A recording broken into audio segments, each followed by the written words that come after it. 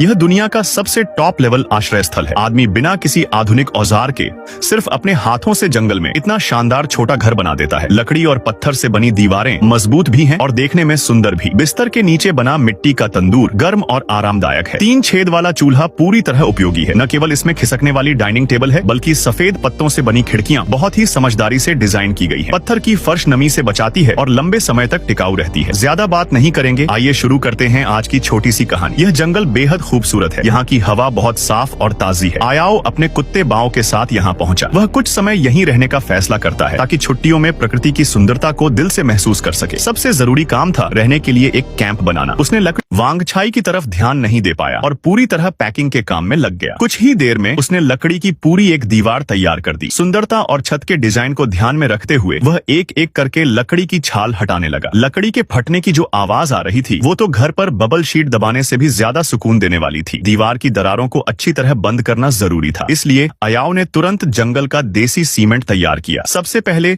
उसने अच्छी किस्म की मिट्टी इकट्ठा की, फिर उसमें सही मात्रा में पहाड़ी झरने का पानी मिलाया। मिट्टी को अच्छे से गूंथा, फिर पैरों से दबाकर उसे मजबूत बनाया। इसके बाद उसे लंबी पट्टियों के आकार में ढालकर दीवार की दरारों में बराबर भर दिया। हवा रोकने और गर्मी बनाए रखने का असर तुरंत देखने को मिला। घर की खूबसूरती बढ़ाने के लिए उसने साइड की दीवार लकड़ी के खंभों से बनाई। काम पूरा होने के बाद उसका लुक काफी शानदार लग रहा था। इसके बाद उसने कई पत्थर इकट्ठा किए जिनसे वह दूसरी तरफ की दीवार बनाने वाला था। इससे न सिर्फ ढांचा और मजबूत हुआ, बल्कि घर की सुंदरता भी काफी बढ़ गई। पत्थरों और देसी सीमेंट की मदद से वह दीवार को ऊपर की ओर लगातार बनाता गया। अलग अलग आकार के पत्थर उसके हाथों में आकर बिल्कुल सही तरीके से फिट हो रहे थे। दीवार बनाने का उसका तरीका इतना प्रोफेशनल था कि देखने वाला भी हैरान रह जाए। जैसा कहते हैं, काम भले भारी हो पर हुनर में जान हो। क्योंकि जंगल में दिन और रात के तापमान में काफी फर्क होता है, इसलिए अयाओ ने एक बड़ा मिट्टी का चूल्हा बनाने का फैसला किया। यह सच में एक बड़ा काम था। सबसे पहले उसने नीचे बड़े पत्थर बिछाए, बीच में छोटे कंकड़ भरे, फिर धुएं के निकलने के लिए रास्ता तैयार किया। चिमनी उसने सीधे बाहर की दीवार से जोड़ दी। दीवार लगभग पूरी होने वाली थी, तभी उसने खिड़की के लिए जगह छोड़ना नहीं भूला। इसके बाद उसने मोटे लकड़ी के लट्ठों से एक बड़ा वर्क टेबल तैयार किया। कहते हैं, काम अच्छा करना है तो औजार पहले मजबूत होने चाहिए। उसने तेजी से कई लकड़ी के तख्ते बनाए और उन्हें जोड़कर एक मजबूत मेज तैयार कर ली। उन्हें आपस में जोड़ते ही एक पूरी तरह शुद्ध लकड़ी की पलंग पट्टी सामने आ गई। क्योंकि यहाँ मिट्टी की अंगीठी तुकांग बनाई जा रही थी, इसलिए पलंग को गर्मी से बचाने और आग रोधी तरीके से तैयार करना जरूरी था। अंत में उसे अच्छी तरह सील किया गया ताकि धुआं सोते समय किसी तरह की परेशानी न करे। आग जलाकर परीक्षण किया गया। कुछ ही देर में पलंग हल्की हल्की गर्म हो गई। हालांकि आसपास की मिट्टी अभी पूरी तरह सूखी नहीं थी, जिससे ऐसा लग रहा था मानो खुद को धुएं में भुना जा रहा हो। अंगीठी के पास की जगह पहले से ही तय थी। आयाओ ने लकड़ी के तख्तों और मिट्टी से आधार तैयार